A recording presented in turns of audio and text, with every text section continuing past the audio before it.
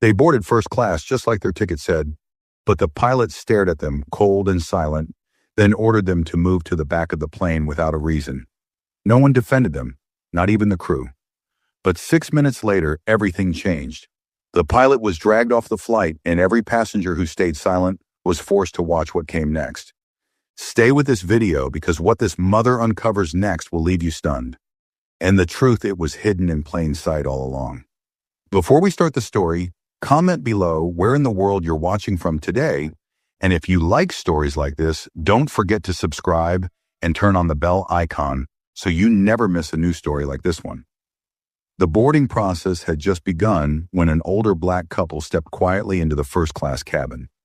The man, Harold Jenkins, wore a soft navy sweater over a collared shirt. His shoes polished, his glasses resting low on his nose. His wife, Doreen, followed just behind him, dressed in a long beige coat with a silk scarf neatly tied at her neck. They moved calmly, their pace unhurried, like people who had earned the right to take up space without asking for permission. They found their seats 2C and 2D and began settling in. Harold adjusted the window shade, while Doreen gently slid her purse under the seat in front of her. This trip wasn't for business or some luxury getaway. It was for something far more personal. Their youngest daughter had just been promoted to director at a publishing firm, and she was hosting a small family dinner in Boston. It had taken years of hard work and long hours for her to get there, and Harold and Doreen wouldn't have missed it for the world. Their daughter had even insisted they fly first class as a gift. It wasn't something they usually did. But she had said, "You two deserve it," for everything. So they accepted, humbly, quietly. Doreen pulled out a crossword puzzle from her bag. Harold reached for the seat belt and clicked it into place. The cabin around them bustled softly, flight attendants offering drinks, passengers stowing bags. The usual sounds before takeoff. Nothing seemed out of place. Until the cockpit door opened, the pilot stepped out. His name was Captain Riley, and he had flown for the airline nearly 20 years. He was tall, clean-shaven, with gray hair combed precisely and a uniform pressed so stiff it looked like it had never been worn. He didn't smile, he didn't glance at anyone else. His eyes locked on Harold and Doreen like he had been waiting for them. He walked over without a word of greeting. "I need to see your boarding passes," he said flatly. Doreen looked up confused. "We already gave them at the gate." Riley didn't blink. "I need to see them again. These seats are reserved for first-class passengers." Harold, still calm, reached into his sweater pocket and handed over both passes. Riley barely glanced at them. He didn't scan the QR codes, didn't check the names, just stared at them for a beat, then shook his head. "You'll need to move," he said. "These aren't your seats." Doreen's brow furrowed. "Sir, they are. We booked them weeks ago. Our daughter, I'm not asking again." Riley cut her off louder now. "Either you move to coach or this flight doesn't leave." The cabin went still. A man in 1B lowered his phone. A woman 2 rows up slowly turned her head, then looked away just as quickly. No one spoke. No one offered help. No flight attendant stepped forward. They all heard what was said, but acted like they didn't. Harold stood up slowly. His face didn't show outrage, only quiet resolve. Doreen rose too gently, placing her scarf back around her neck. She held his arm steady but shaken. Not a word came from anyone else in the cabin as they walked past the rows of silent passengers. Their seats 2C and 2D remained empty, but nobody moved to sit in them. Nobody dared. Harold and Doreen found 2 empty seats near the back of the planner row, 27 by the engine hum. The overhead bins were already packed, so Harold had to hold their small carry-on on his lap. Doreen sat by the window staring outside without really seeing anything. Her hands were folded tightly in her lap, and she hadn't said a word since they were forced to move. Harold could feel her frustration, even though she didn't show it. She wasn't the kind of woman who cried easily, but she carried hurt in quiet ways. Her silence, her posture, the way she blinked too often. Harold took out his phone and tapped out a message with steady fingers. He didn't write much. "Just the facts. Pilot made us leave first class. Said we didn't belong. No explanation. We're in row 27 now." He sent it to Elena, their daughter. A minute later, his phone buzzed. What then?" Another message. "Stay where you are? I'll handle it." Harold read her words and exhaled slowly. He tucked the phone back into his pocket and glanced at Doreen, who was still staring outside, her lips pressed together. He reached for her hand and gave it a gentle squeeze. She didn't look at him, but her fingers curled around his. Up in the front of the plane, Captain Riley stepped back into the cockpit with a look of satisfaction on his face. He muttered something under his breath as he sat back down in his seat and adjusted his headset. The co-pilot, a younger man named Jeremy, glanced at him sideways. "You sure about that?" Jeremy asked, cautious. Riley shrugged. "We're not flying with people who don't know their place. I'm not about to argue with the booking system." Jeremy didn't answer. He had seen the boarding passes too, clearly marked first class, but he knew better than to challenge Riley mid-flight. It wasn't worth the backlash. Meanwhile, in seat 27, a Doreen finally turned toward Harold. "You think she'll make a scene?" she asked, her voice low. Harold shook his head once. She won't need to. She knows who to call. And she did. Elena wasn't just a director at a publishing house. What Riley didn't know, what none of the crew knew, was that Elena's husband, Gregory Shaw, sat on the board of directors for the airline. And Elena had already picked up the phone back in row 27. The cabin noise rose again as passengers finished boarding. A flight attendant walked down the aisle offering pre-takeoff checks. She gave Harold and Doreen a short glance, then moved on without a word. No water, no apology, nothing. Doreen reached up and adjusted the small air nozzle above her seat.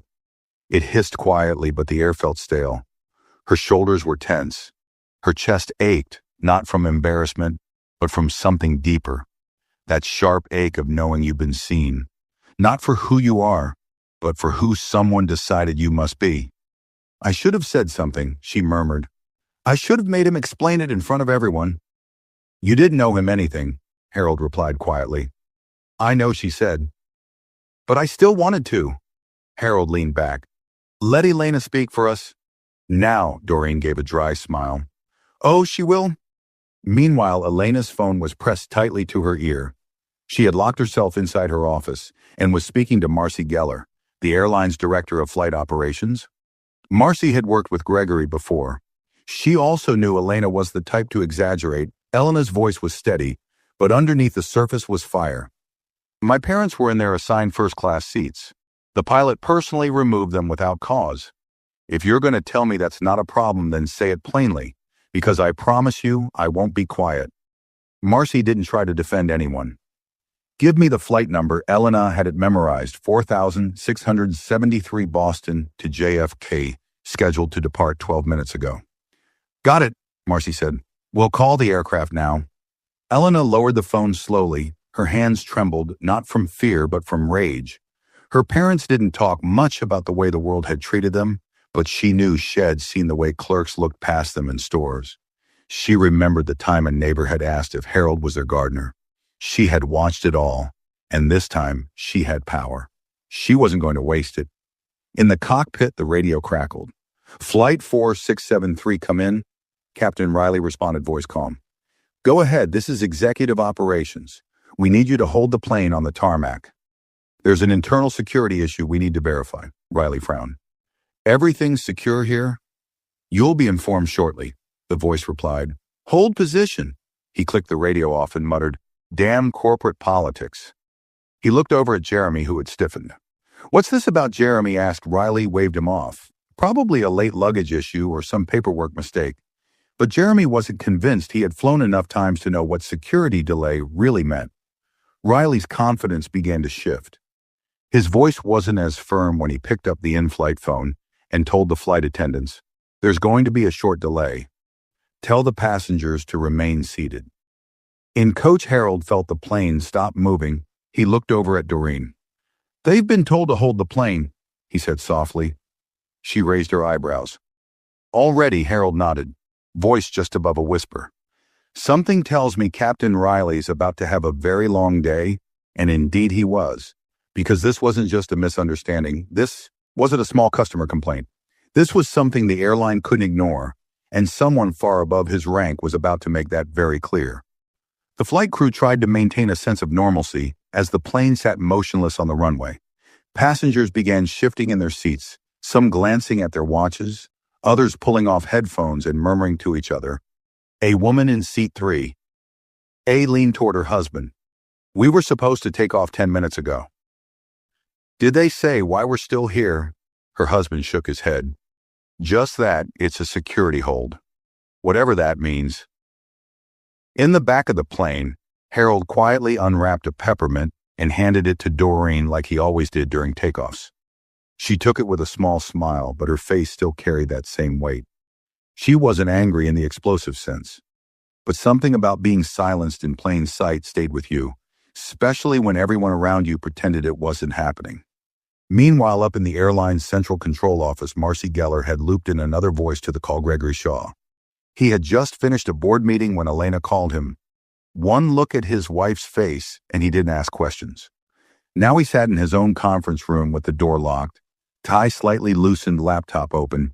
He stared at the flight details on the screen. You're absolutely certain this was the captain? He asked Marcy, voice low but firm. Yes, she replied, the passenger report and Elena's call match. And we just confirmed through gate logs. Mr. and Mrs. Jenkins were ticketed and cleared for first class. Assigned seats. No issues flagged by the system. Gregory ran a hand over his jaw. Then what happened was personal, not procedural. Marcy hesitated. You want me to pull the captain off the flight now? Gregory didn't blink. Yes, and do it in front of passengers. Let him feel what it's like to be questioned publicly. He didn't think twice before humiliating those people. He doesn't get to hide behind protocol. Now understood, she said, already typing instructions to ground operations. Back on the plane, Riley stood near the cockpit door, chewing at the inside of his cheek. He had gotten quiet since the delay began. Something didn't feel right. He was a man who trusted control, and when things slipped out of his hands, his mood soured fast. Jeremy was watching him now, closer than before. You sure you want to just stand there? He asked carefully. They didn't give us a time for how long. Well, be grounded. Riley didn't answer. He was trying to act unfazed, but the pressure had started to build.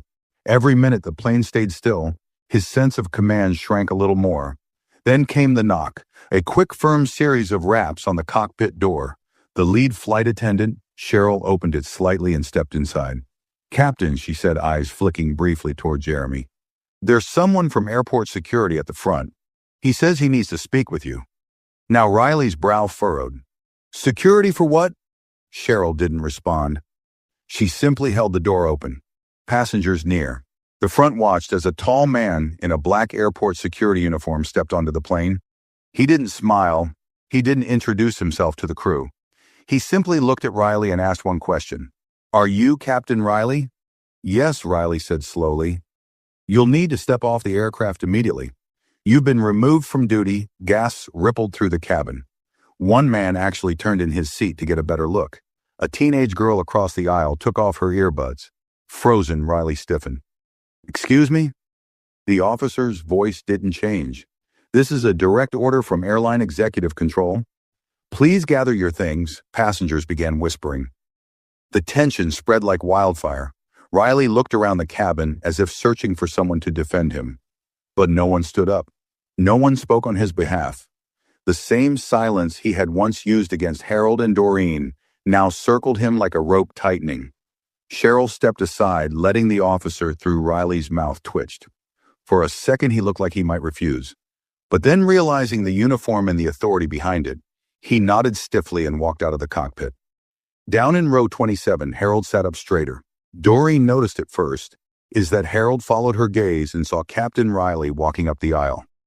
Not with the brisk, commanding walk he had earlier.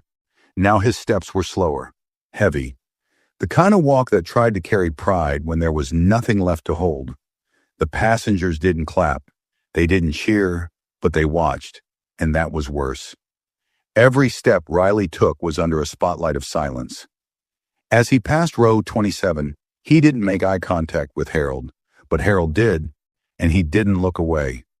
That look said everything. You thought we didn't belong. Turns out you didn't. The plane remained still on the tarmac as passengers shifted in their seats, their voices low and cautious. A woman 2 rows behind first class leaned toward her partner and whispered, "Was that really the pilot they just removed?" Her partner nodded slowly, still stunned.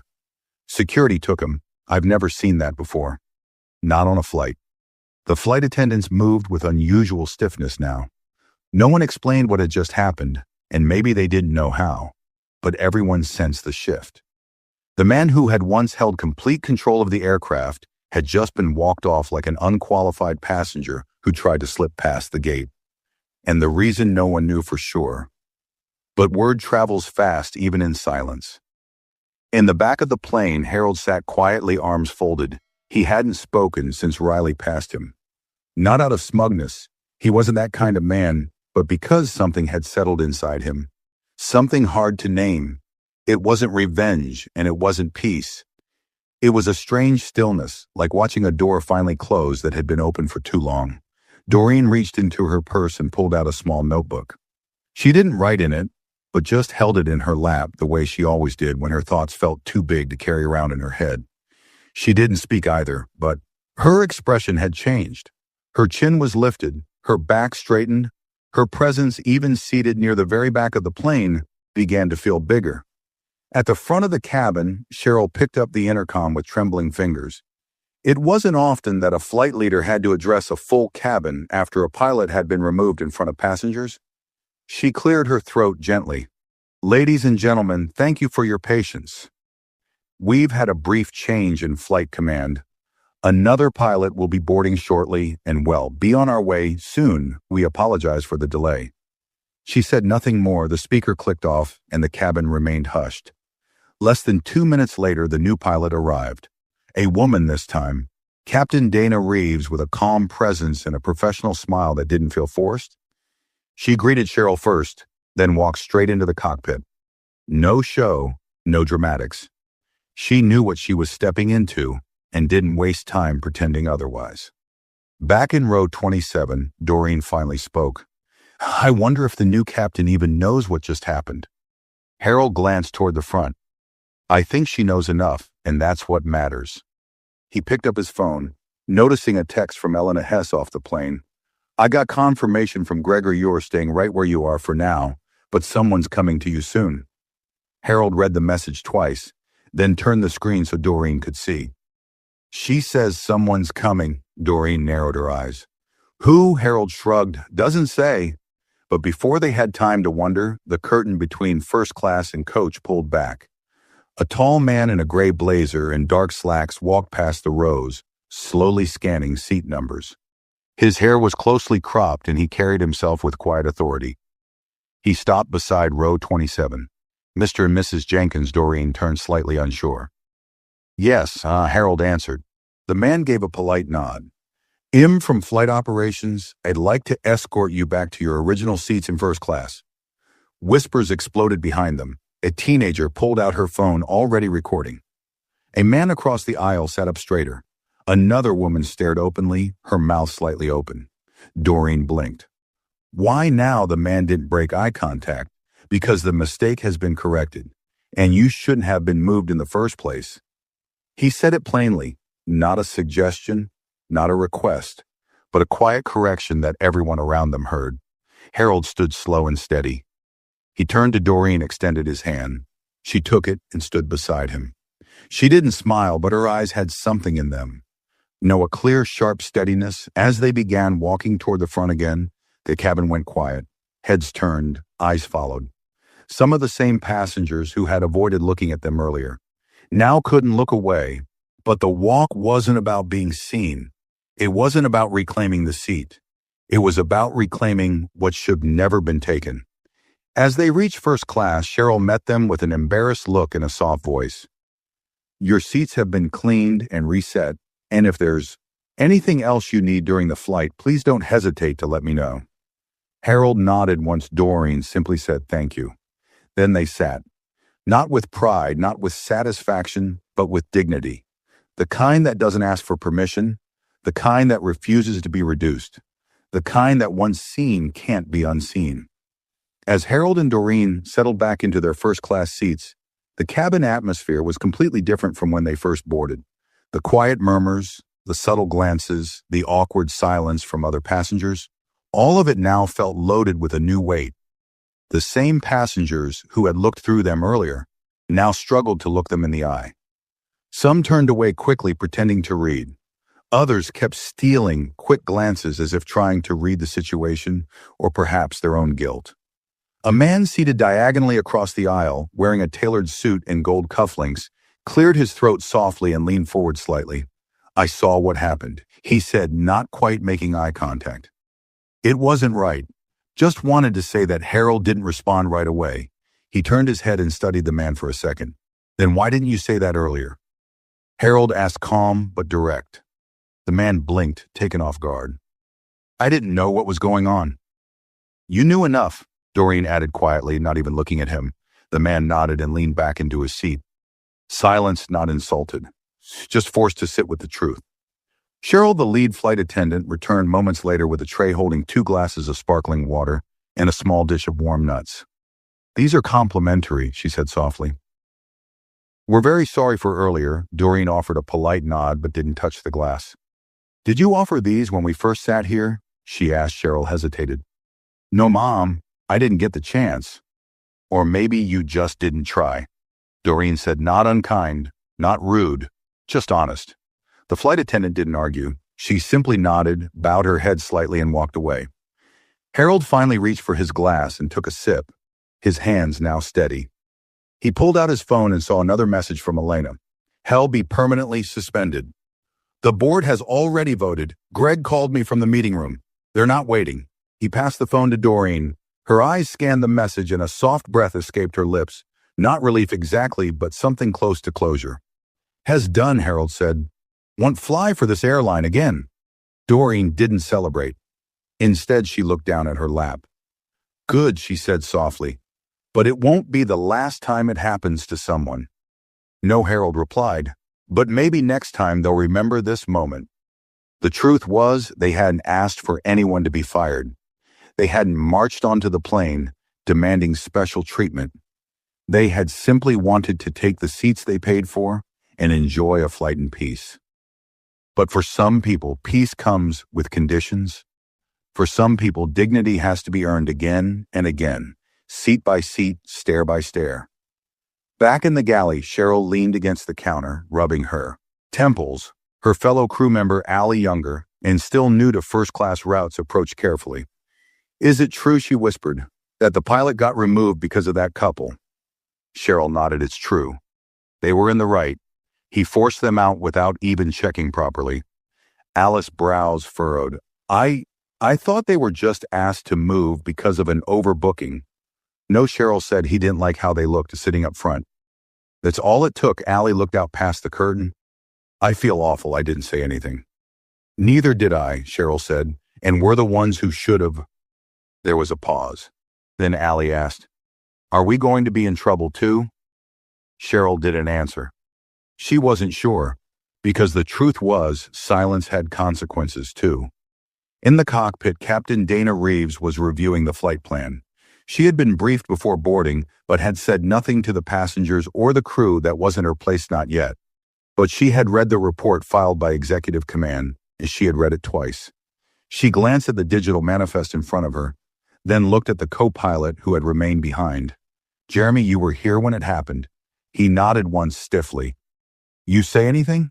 she asked. Jeremy hesitated. "No, I didn't know how to handle it." "Wasn't your job to handle him," Dana said. "But it was your job to tell someone. Silence makes you part of it." Jeremy's shoulders dropped a little. He knew she was right. Dana stared at the flight path once more and leaned back. "You've flown for 18 years, she said, "long enough to know how things work up here and how people like that get away with it." She didn't say Riley's name. She didn't need to. "But not this time," she added.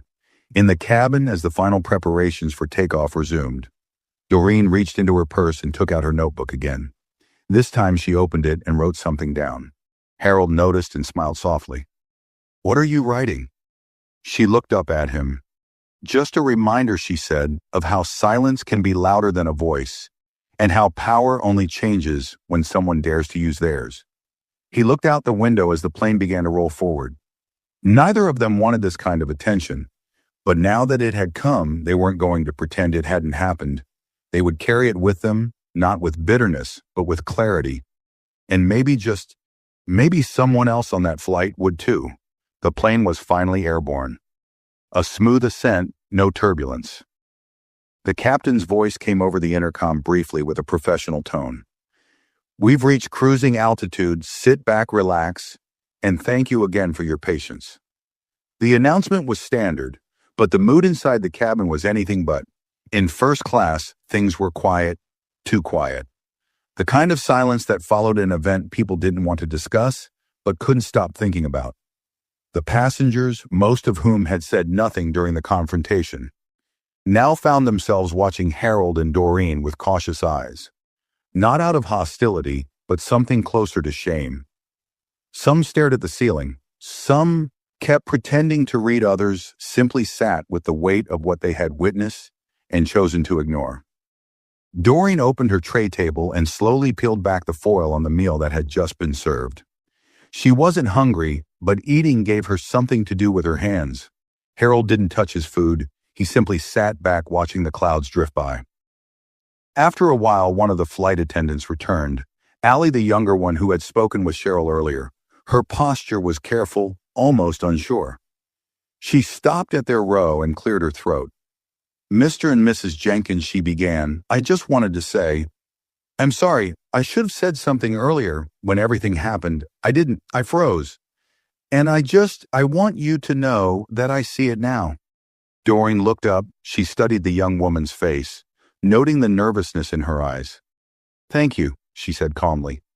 "It takes something to say that, especially after the fact. I know it doesn't fix anything." Allie added quickly, "I just didn't want you to think no one noticed, or that we didn't care." Harold gave her a polite nod. "Noted," he said, and appreciated. Allie smiled faintly and left, but the tension didn't fully disappear. Across the aisle, the man in the tailored suit who had fumbled an apology earlier finally stood and stepped into the aisle. He walked slowly over to their seats, his hands clasped in front of him. "I owe you both more than what I said earlier," he began.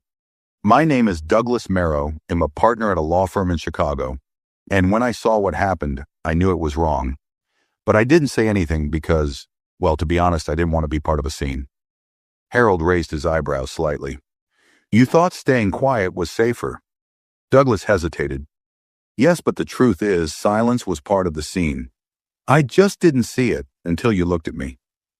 Doreen nodded slowly. "That's the trouble with silence. It pretends to be neutral, that it isn't."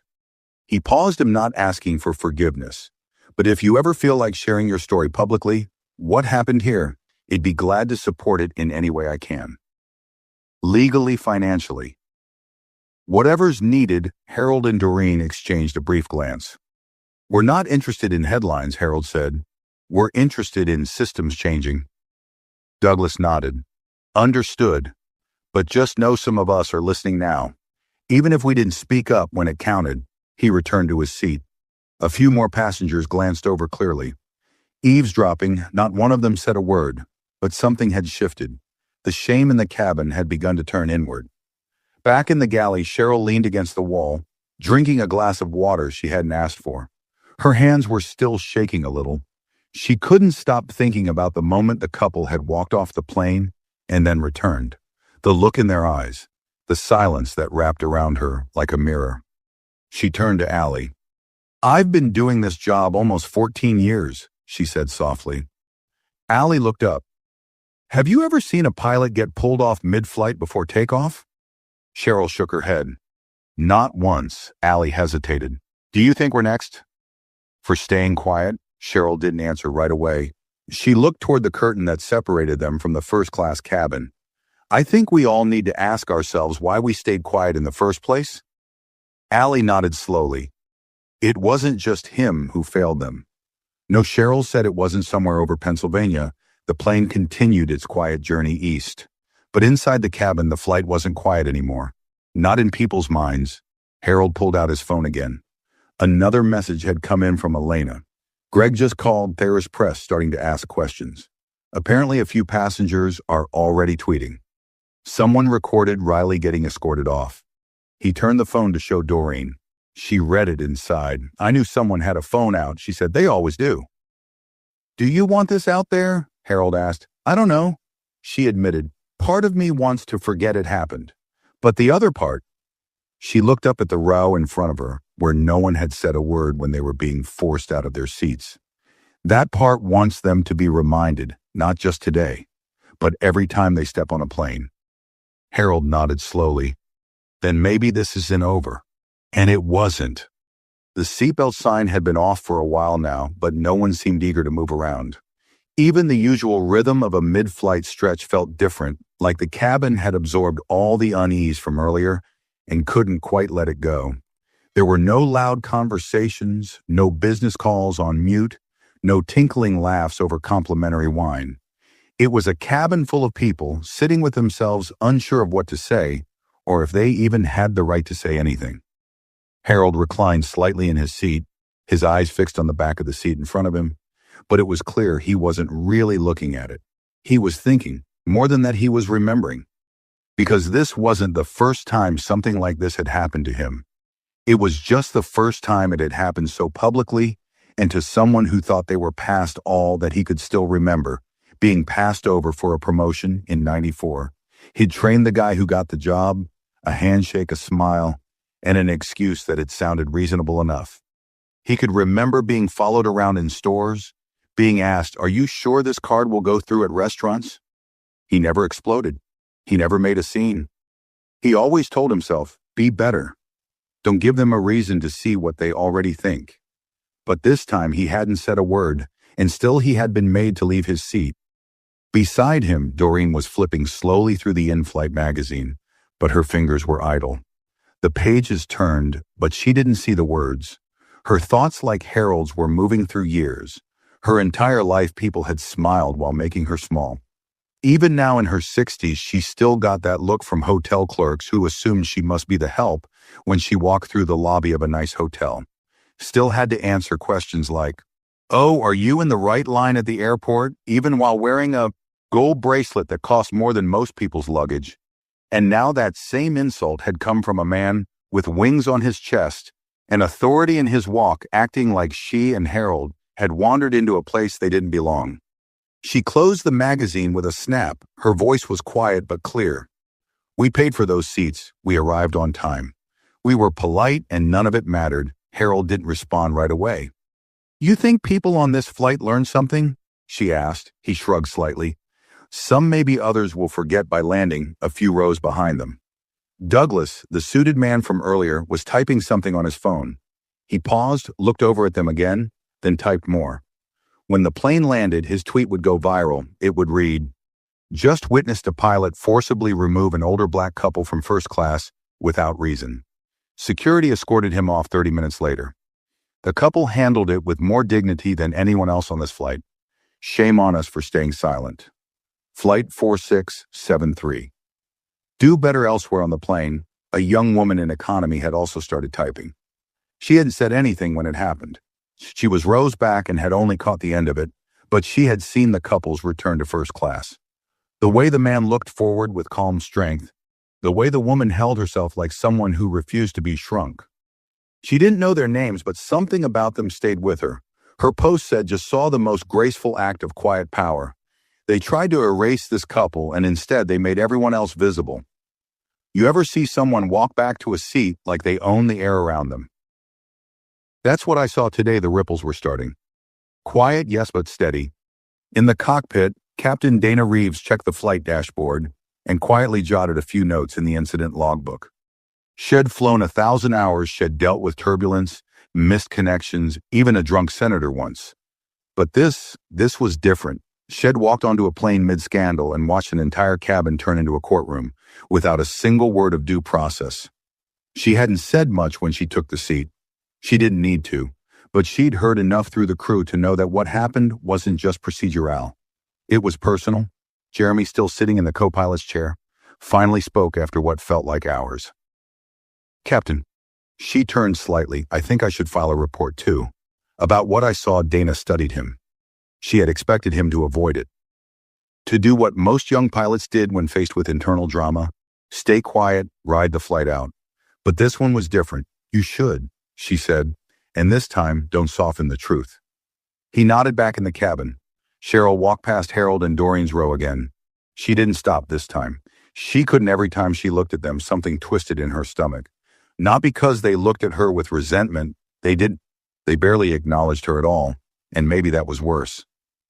She thought about the moment they were asked to move, how she'd stood just 5 feet away and said nothing.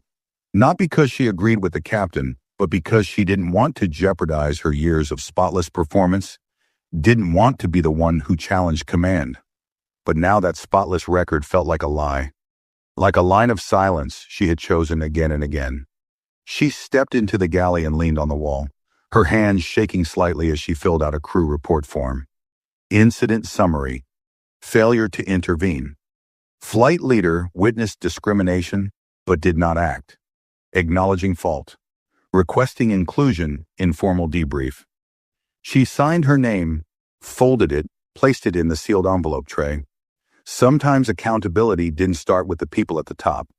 Sometimes it started with the ones who were finally ready to admit what they didn't do. And in that momentum, there in the sky, with clouds moving past in the world below, unaware something real had started. Not loud, not dramatic, just steady, like Harold, like Doreen, like truth finally being told. The hum of the engines remained constant, but the energy inside the plane had shifted. Something unspoken sat between the rows like fog. The passengers were quiet, not the peaceful kind of quiet that came with comfort or rest, but the heavy kind where thoughts pressed harder than words. First class wasn't relaxed anymore. It was tight with tension, with unasked questions and swallowed guilt. Harold leaned slightly to the left enough to look down the aisle. His expression was unreadable, the same steady calm he had worn when the pilot confronted him. He wasn't looking for anyone in particular. He was just absorbing, watching, remembering, processing. These were the moments that didn't make the news, that wouldn't be captured by cell phone cameras. The stillness, the long stares, the way people began to realize they had seen injustice and done nothing. Across the aisle, a middle-aged woman with perfectly styled blonde hair had finally worked up the nerve to speak. She didn't look directly at them when she did. I thought maybe there was a system glitch, she said awkwardly, her voice barely above a whisper. I didn't want to get involved if I didn't understand. Doreen didn't turn her head. That's what people always say, she murmured. They didn't know, or they weren't sure, or they didn't want to assume. The woman blushed but said nothing else. A few rows behind, Douglas was still on his phone. But this time he wasn't typing. He was reading. Already his post had gathered hundreds of replies. Most were supportive. A few were skeptical. Are you sure that's what happened? Maybe the couple caused a problem you didn't see. I find it hard to believe a pilot would just do that for no reason. Douglas sighed. He expected this. There were always people who refused to believe. Quiet racism existed. People who thought if someone wasn't shouting slurs, then maybe it wasn't so bad. People who needed the injustice to be loud to recognize it. But Douglas had seen enough now, and he had seen it quietly. He looked up and watched Harold reach into his coat and pull out a small notebook of his own, brown leather worn on the edges. He hadn't used it yet, but now he opened it and began writing in a slow, steady hand. What are you writing? Doreen asked gently. Harold didn't stop. I don't know yet. Just starting with the facts. The time. The name.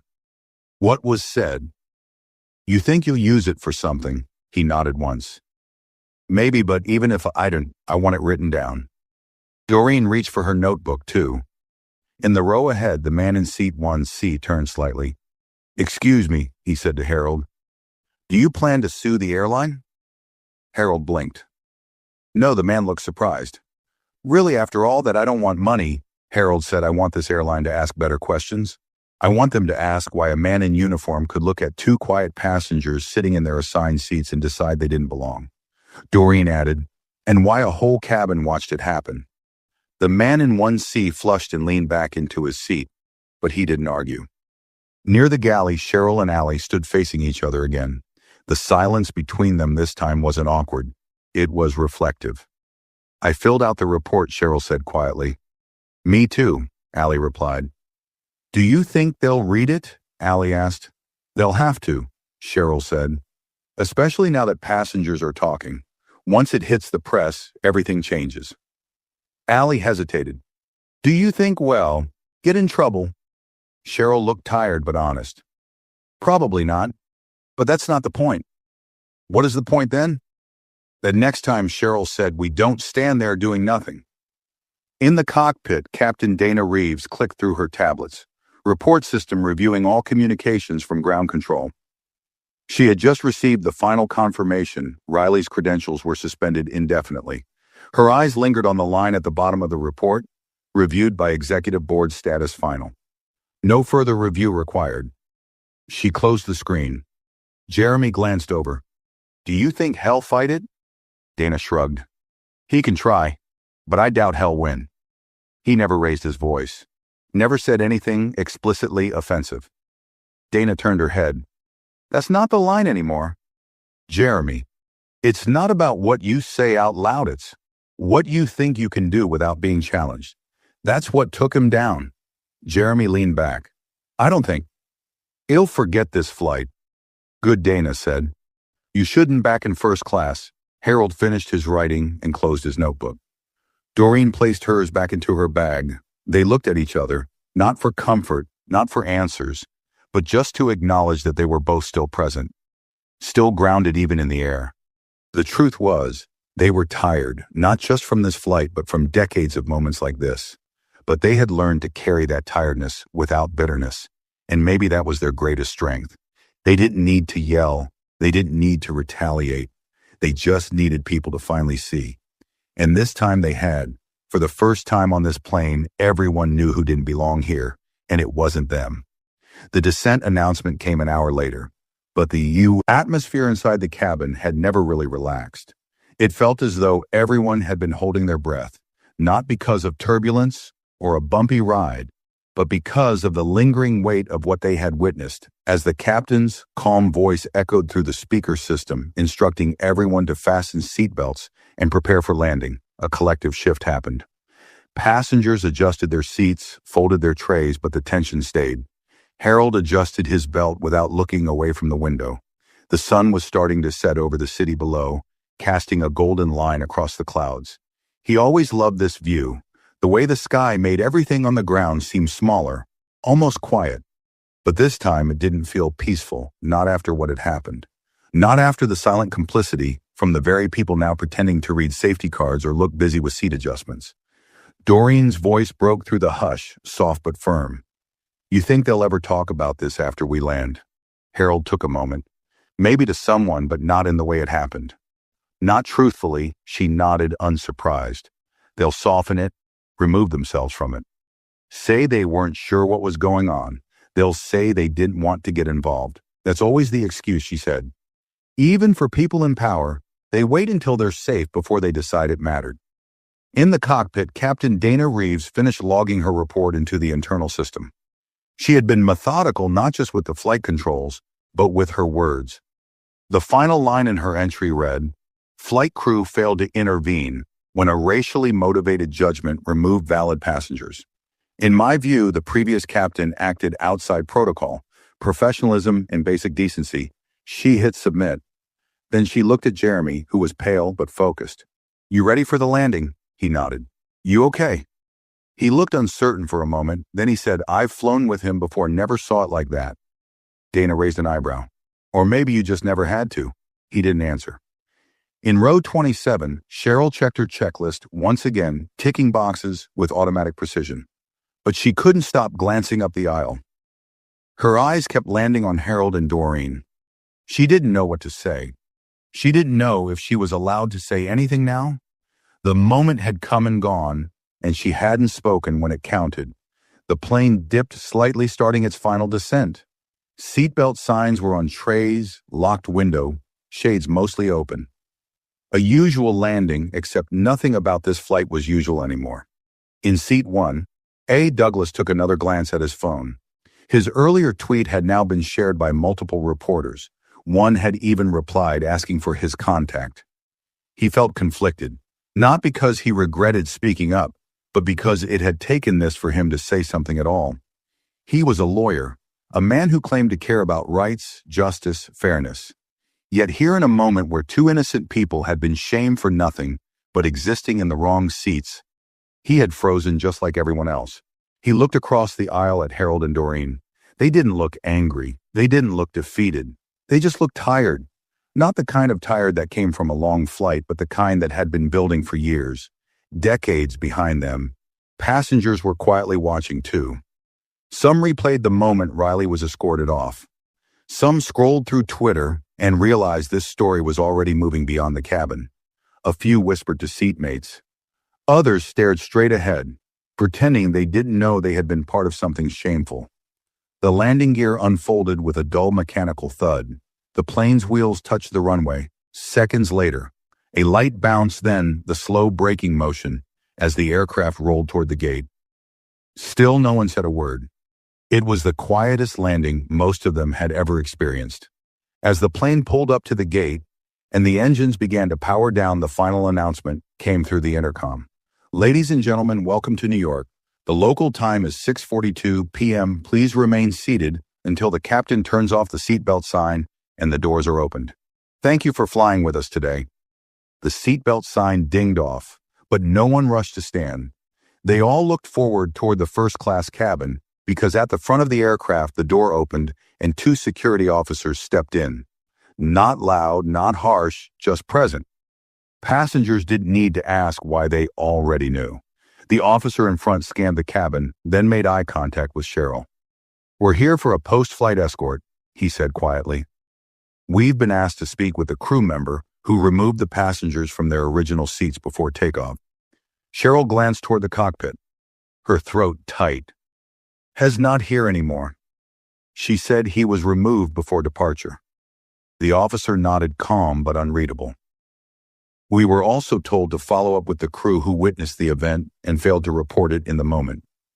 Her heart skipped. She looked back toward Allie, who stood frozen halfway down the galley.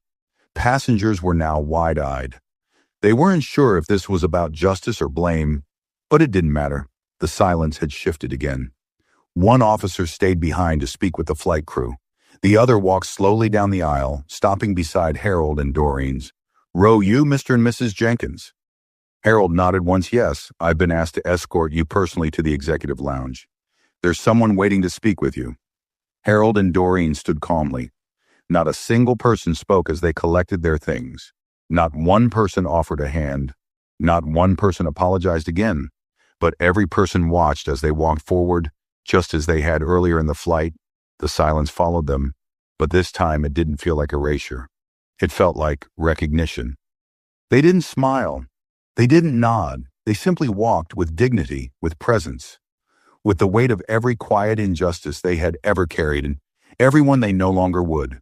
The glass doors of the executive lounge slid open with a soft whoosh. Inside, the lighting was warm and quiet, the kind that tried to make people forget they were still in an airport. Plush chairs lined the perimeter, sleek modern tables sat untouched, and the faint scent of fresh coffee lingered in the air. Harold and Doreen stepped in their carry-on, trailing silently behind them. The officer who had escorted them paused just inside the entrance and nodded toward the far end of the room. "Hez waiting for you, just over there." Harold followed the officer's gesture. Sitting at the corner table was a man in a crisp charcoal suit, silver at his temples, and a face that looked both composed and exhausted. He stood the moment they approached and extended a hand. "Mr. and Mrs. Jenkins, thank you for agreeing to speak with me. My name is Mark Ridley, Executive Vice President of Operations for the airline. I want to start by saying I'm deeply sorry for what happened today." Doreen looked at the offered hand but didn't take it right away. She stared at him for a long second, then finally shook it. Harold followed with a firm grip, then gestured toward the seats. They all sat. Mark cleared his throat and adjusted his tie, though it didn't need adjusting. It was the kind of motion people made when they were trying to hold control. "I won't insult your time by pretending this was a misunderstanding." He began. "Captain Riley acted inappropriately and unprofessionally. He didn't verify your boarding passes. He made a judgment based solely on appearance." "And worse, no one stopped him?" Doreen raised an eyebrow. "No one," she repeated, not as a question, but as a fact. Mark nodded. "We've already reviewed security footage, internal crew messages, and passenger reports. The response from our side failed on every level, from the moment you boarded to the moment you were escorted back to your seats. And if my daughter hadn't made a phone call," Harold asked, "what would have happened?" Then Mark paused. You would have spent the entire flight in coach. We wouldn't have known. There would be no investigation.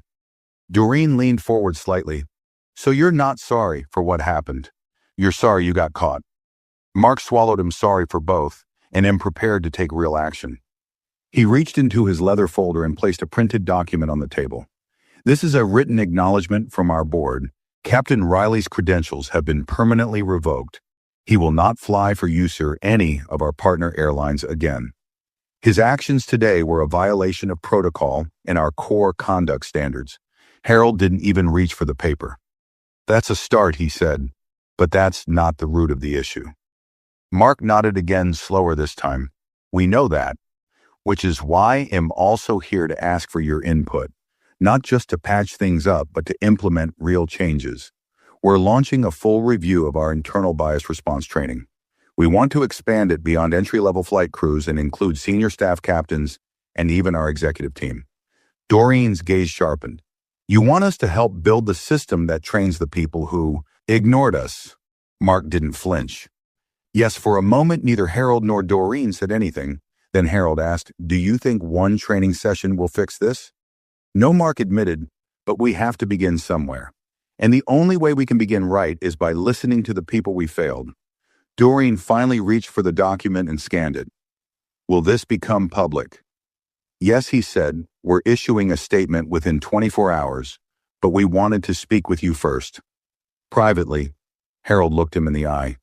People are going to say we're overreacting, that it wasn't that serious, that we're playing a race card. Mark nodded. They already are, but we've made the decision to move forward anyway.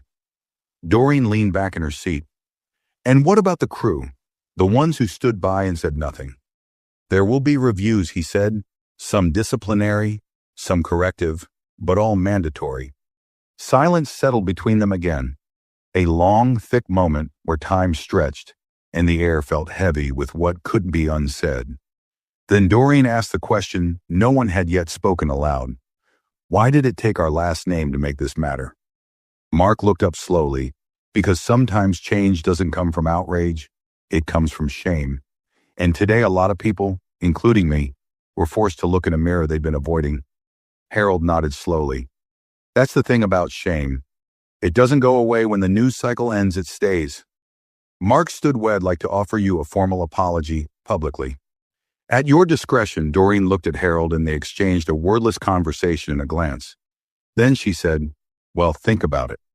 Mark stepped away, leaving them alone with the offer, the document, and the knowledge that, for once, people in power had listened.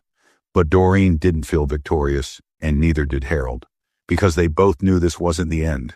It was just the part where the world pretended it had learned something, and they'd lived long enough to know learning didn't mean changing, but it was at least a beginning. The lounge emptied gradually. A few suited travelers passed through, glancing at Harold and Doreen with quiet curiosity before moving on. The clatter of ice in glasses and the hum of hushed conversations faded. The overhead lights dimmed slightly, signaling the slow transition from day to night. Harold sat still, one hand resting on the document. Mark Ridley had left. Doreen hadn't spoken since he walked away. She was watching the glass wall of the lounge, where the tarmac stretched beyond rows of blinking lights and distant planes, moving like shadows across a stage. For a long moment, neither of them spoke. They didn't need to. The silence between them wasn't uncomfortable. It was reflective. The kind of silence that followed a storm, not because the weather had cleared, but because the damage had already been done. Harold finally exhaled through his nose and tapped the folder. Once you believe him? He asked softly. Doreen didn't look away from the window. I believe he meant it in the moment. I believe he's embarrassed. Shame doesn't last. Harold muttered. No, she said, but it stains. She turned toward him, her eyes sharp but calm. We've seen people cry before, remember. Apologize, pledge change. And 2 months later, they're shaking hands with the next person who makes the same mistake. Harold nodded slowly. So what do we do with this? Doreen reached into her purse, pulled out her notebook again, and flipped to a blank page. We write. We document. We remember, not for them, for us, so that if they try to rewrite what happened, we've already written it down. She jotted a few words, then paused. Elena, I will want to know everything, Harold said. Doreen smiled faintly. Shell read it in my handwriting before she hears it in my voice. Their daughter had been silent for the last hour, likely sitting at her desk, watching the situation unfold through social media and email threads. Elena wasn't dramatic. She didn't chase headlines, but she was sharp, calculated, and fiercely protective of the two people who had raised her with grace, despite a world that didn't always offer it. A ping broke the silence. Harold glanced at his phone. Another message from Elena, Mom, Dad. There's a journalist from the Times trying to reach you. She says she wants to talk, not about what happened, but about how you responded. Harold showed the screen to Doreen. She read it once. Then again, I'm tired. She said, I know, he replied. So am I, but we don't get to be tired. Yet she added, not while they still think a silence is enough. Harold considered that. He leaned back. Letting her words settle, I'm not interested in a headline, he said. But maybe it's time they heard the story from the people who lived it. Another moment passed. Then Doreen picked up the folder again. She flipped through it slowly, carefully. Her fingers paused at the signature page, the one with Ridley's name printed neatly beneath a line that said, Accountability begins here. She scoffed softly. He thinks this is the beginning, she said. But we've been carrying this since before we could vote. This is just the part they finally noticed. Harold nodded. They think today was unusual. It wasn't, Doreen said, it was Tuesday. It was every Tuesday we've lived through. Harold placed a hand on hers gently. She didn't move away. You think we should talk to the reporter? He asked. I think she said we talk to whoever is willing to actually listen, but not to perform. Not for clicks. We don't owe anyone a performance. No, Harold said. But we owe Elena the truth, so she can carry it clean. They sat together watching as ground crew moved in the distance, unseen to the rest of the airport. The world outside the glass kept turning. Planes landed, passengers rushed. People checked bags and hurried to destinations with no idea that just a few yards away, a story had unfolded that would never make the headlines in full. Only fragments, only retellings. The full weight of it would never fit in a tweet, because this wasn't just about a seat. It wasn't just about a pilot. It wasn't even about a single airline or a single mistake. It was about the long, exhausting history of having to prove you belong somewhere.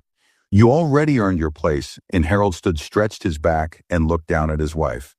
We'll talk to the reporter, he said, but on our terms, not theirs. Doreen smiled faintly. Always on our terms. They gathered their things slowly. No one rushed them, no one interrupted. And as they left the lounge together, shoulders square, pace, even faces calm, there was no applause, no flash, no dramatic music, just two people walking forward again. Not because they wanted to, but because they had to. Because silence had always come easily to others. But for them, truth had to be earned and carried every step of the way. The hallway outside the lounge was lined with glass on one side, offering a panoramic view of the tarmac. The airport buzzed beyond, families reuniting, announcements echoing through the speakers, the usual symphony of rolling luggage, boarding calls, and gate changes. But for Harold and Doreen, everything felt a beat slower. Their steps were deliberate, each stride a quiet statement. They didn't speak for a while. Both of them were still absorbing the weight of everything: the pilot's dismissal, the executive's apology, the lounge conversation, Elena's messages. Too much had happened in too short a time, and yet in many ways nothing about it felt new. It felt like walking through an old storm, only this time with cameras watching. At the escalator, Doreen finally broke the silence. You remember what my grandmother used to say? She asked without turning her head. Harold smiled faintly. Which time? When she used to talk about her bus seat, the one she refused to give up. He nodded slowly. She said, They wanted me to move because they were uncomfortable, but I stayed because I was tired. Doreen's voice softened. I never really understood it until now. They reached the bottom of the escalator and stepped onto the marble floor of the main terminal. A few travelers recognized them from the flight passengers who had sat nearby, who had watched everything unfold but said nothing. Now some offered polite nods, others looked away. One young man, maybe in his 20s, stepped forward tentatively. I just wanted to say I saw what happened. And I'm sorry, he said, his voice almost nervous. Harold studied him. His shoes were worn and his backpack was fraying at the edges, but his eyes were steady. "Thank you," Harold replied simply. The young man hesitated. "I didn't say anything on the flight. I should have, I just didn't know what to do." Doreen looked him in the eye. "Next time, say something, I will." He promised. They walked on. Elena was waiting for them at the private car pickup area. She wore a long navy coat and had her hair pulled back into a low bun. Her expression was composed, but the tightness in her jaw gave her away. She wrapped her arms around her parents as soon as they approached. "You okay?" she asked, pulling back. Harold smiled tiredly. Still standing, Elena glanced behind them, scanning the terminal. "They really removed him," "Yes," Doreen said. "And then they gave us water, apologies, and paperwork." Elena folded her arms. "They want this buried, quiet resolution? Nice sound bites?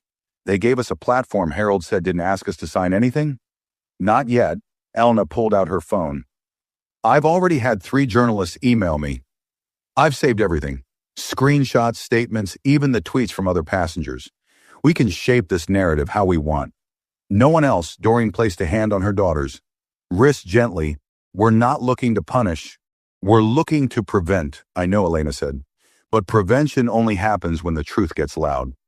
They stepped into the waiting car. The driver, a man in his 50s, with kind eyes, nodded and offered them bottles of water. Harold noticed the name on the placard, clipped to the dashboard. Walter F. As they pulled away from the terminal, the city skyline stretched ahead, glowing amber and gold in the setting sun. The radio was turned low, just the faint sound of strings from a classical station. Elena turned to face them from the front seat. "There's going to be backlash," she said. "Online, maybe in the press. They'll say you exaggerated. Some will say you made it up." Harold didn't flinch. "They always do. They'll call it a miscommunication, maybe say Riley had a bad day." Doreen let out a breath. "And well, say we had a bad life. See who listens longer." Elena looked out the window. "We don't have to go public with everything, but I want to put pressure in the right places, quietly, strategically." "You're your mother's daughter," Harold said with a grin. Elena smiled, then grew serious again. "There's one more thing." She pulled out a printed email. "I contacted a civil rights foundation. They want to speak with you both. Not for a lawsuit, for a teaching panel. They host trainings for law enforcement, corporate executives, airline leadership. They think your story could anchor a new course." Doreen raised an eyebrow. "They want us to teach them how to treat people like humans." Elena hesitated. "They want your lived truth, not the headline version. The whole story." The car slowed at a red light. Outside, the sidewalk bustled with life. A couple laughed near a food cart. A businessman shouted into his Bluetooth. A teenager danced while recording a video. The world kept spinning, and yet inside the car, time held still. Harold took the email, read it, then folded it neatly. "You think they'll really listen?" "They have to," Elena replied. "Or they'll end up on the same list as that pilot." Doreen looked out the window again. "Funny," she said softly. "We took a trip to relax, and now we're being asked to fix a system." Harold reached for her hand. "We're not fixing the system, we're holding the mirror." And sometimes that was the most dangerous thing you could do, because mirrors don't change what's there. They just make it impossible to ignore. 2 days later, the story had moved faster than any of them expected. It began with a single tweet. Douglas Merrow's post, just a few lines, simple but sharp. That post alone was shared over 40,000 times in less than 24 hours. Major news outlets picked it up, cable networks ran quick segments. But it wasn't until a blurry cell phone video surfaced that everything changed. The clip was less than a minute long. It began with the sound of Captain Riley's voice, calm but firm, ordering Harold and Doreen to leave their seats in first class. The video shook slightly as the passenger filming tried to hold their phone low. You could hear Doreen saying, "We have boarding passes," and Harold's steady reply, "We paid for these seats." Then came Riley's cold response. "You don't match the profile, you need to move." No shouting, no profanity, just a man in uniform saying something that echoed like a quiet explosion. The video cut off as they were led away by a silent Cheryl in a nervous alley. The silence from the rest of the cabin spoke louder than any words. Within hours, the footage appeared on every major platform. Hashtag spread. Not your profile flight 4673. They belonged there. Talk shows debated it. Podcasts dissected it. Celebrities retweeted it. Some asked how something like this could still happen. Others, especially from older Black communities, shook their heads and said, "It always has." Back at home, Harold and Doreen watched the coverage from their living room. Their house was modest, quiet walls, warm, lighting the smell of old books and tea lingering in the corners. Elena sat on the couch with her laptop, open messages flooding her inbox from reporters, lawyers, publicists, and advocacy organizations. Doreen muted the television. "It's strange," she said, "watching people talk about your pain, like it's a plot line." Harold gave a tired chuckle. "Today's outrage, tomorrow's scroll." Elena looked up. "That's why we control the next move. Not just for you, but for everyone who's watching this and thinking, that could have been me." Doreen stood and walked toward the window. Outside, the neighbor's kid was playing with a ball, running up and down the sidewalk, laughter echoing in bursts. The world outside hadn't changed, but inside, something had shifted. A knock on the door interrupted the moment. It was a courier, formal professional briefcase in hand. He handed Elena a sealed envelope with the airline's logo. She thanked him, closed the door, and opened it at the kitchen table. Inside was a formal invitation to speak at a corporate summit hosted by the airline's parent company. The summit was meant to address systemic inequity across all departments, shiring, crew dynamics, passenger protocol. The board wanted Harold and Doreen not as guests, but as advisors. "They want to make it right," Elena said, scanning the letter. "Or they want to be seen trying." Harold took the letter. "You think it's genuine parts of it," she said. "The rest is fear." This got bigger than they planned. Doreen returned to the table and glanced at the letter, then folded it. "We'll go," she said quietly, "but we're not there to make them feel comfortable." Elena nodded. "We shouldn't be." That evening, their phones didn't stop buzzing. A young student from Chicago sent a message. "My parents were kicked out of business class 2 years ago. No one believed them. Thank you for making them feel seen." Another message came from an elderly woman in Atlanta. 78, "I've seen too much. But when I saw you walk back to your seat on that plane, I cried. Because you didn't shrink, you stood taller." They received over 100 similar messages that night alone. Stories of silence, of quiet humiliation, of moments forgotten by the world, but burned into people's memory. Doreen replied to a few. Harold read everyone. "Maybe it's not about us anymore," he said, closing his phone. "Maybe it never was." "No," Doreen agreed. "It's about all the times this happened without a camera, without a headline, without anyone being believed." "And now?" Elena asked. "Now," Harold said, "we speak for the people who never got a second look, let alone a second chance." The following day, the three of them arrived at the airline's headquarters. They walked past glass walls and polished floors, through corridors filled with executives in designer suits. Some looked down, others nodded awkwardly. They were escorted into a boardroom with a long oak table and 12 men and women seated in silence. The room had the energy of people trying to look confident, but fearing what was about to happen. Mark Ridley was already there. He stood, gestured toward the seats, and said, "Thank you for coming." Doreen didn't smile. She sat. So did Harold. Elena remained standing, placing a folder on the table. "We're not here for show," Elena said. "We're here for terms." The air grew still. Harold leaned forward. "First term. This doesn't get buried once the news cycle ends. You build a program, not a presentation." Doreen added, "Second, you include us in the decision-making process, not just as representatives, but as witnesses to a system you ignored for too long." Elena opened the folder. "Third, you allocate funds, not hush money investment, in training and hiring and community listening sessions. You put your profits where your apologies are." The board members exchanged looks. One man tried to clear his throat and speak, but Ridley raised his hand.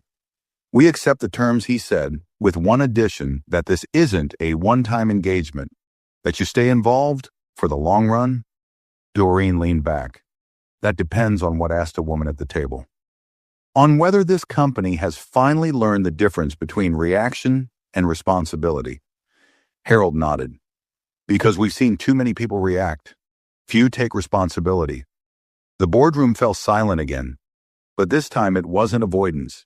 It was recognition, and for the first time in a long time, Harold and Doreen didn't feel like they had to prove their presence. They already owned it. A month later, the ripple hadn't faded. What began on Flight 4673 wasn't just a scandal, it became a case study, a conversation, a movement. The airline published a full report detailing not just what happened, but what failed. Riley's license was officially revoked and blacklisted across all major carriers. But more importantly, the silence that had once protected people like him had cracked Harold and Doreen never asked for media tours, but their story had become something others clung to. Not because they were celebrities, but because they were familiar. Their faces looked like someone's parents. Their dignity reminded people of someone they loved. Their silence, their calm, their refusal to be erased. It had given voice to thousands who had spent their lives wondering if anyone would ever see them fully. They didn't do interviews for drama. They didn't speak in outrage. They spoke from experience. That's what made people listen at a university in North Carolina. A new ethics course added a module titled The Quiet Fight, Respect Bias, and Institutional Response in Modern Travel. The first video in the unit showed Harold and Doreen speaking to airline executives, not in anger, but in clarity. It showed the moment Doreen said, "We're not your first story. We're just the one that got filmed." At a crew training facility in Arizona, a simulated passenger scenario was updated. A flight attendant was instructed to assess seating complaints, but the new guidelines included one highlighted line in bold: always question your own bias before questioning someone's belonging. Meanwhile, at home, things didn't change much for Harold and Doreen. They still made tea in the afternoons, still took walks around their neighborhood, still read the paper in the mornings and argued over the crossword. But now when they walked into place, airports, restaurants, hotel lobbies, there was a shift. Not from everyone, but from enough people to notice. One evening, they received a letter in the mail handwritten. The envelope was postmarked from Texas. Inside was a note. Dear Mr. and Mrs. Jenkins, I'm a retired pilot. I flew for over 35 years. I never spoke up when I saw things I should. Your story has haunted me. In the best way, I finally reached out to a young black pilot at my former airline and told him I had failed him years ago. He said he already forgave me, but I needed to say it. Thank you, Dan. Harold read the letter out loud, then folded it carefully and placed it in the drawer with the others. They had received dozens like it, some from strangers, some from neighbors, even one from a member of the crew who had served silently during that flight and now wanted to apologize years too late. Doreen sat across from him, sipping her chamomile tea. You think they'll forget again? She asked. Most will, Harold said. But some won't. Some will remember next time. That's all we ever asked. She replied that the next time someone stands up before it's too late. The doorbell rang. It was Elena holding a folder under one arm and a pie in the other. They've drafted the community teaching guide, she said, stepping in and kissing Doreen on the cheek. They want your notes on the language. They'll get them. Harold smiled. We already marked a few things last night. Doreen took the pie. You think people are actually learning, baby? Elena paused at the doorway before heading into the kitchen. No, I think they're being made to listen. That's the first step. That night, the three of them sat in the living room. No lights except the soft glow from the lamp by the window. A record played in the corner, old jazz, smooth and low. Doreen rested her head on Harold's shoulder.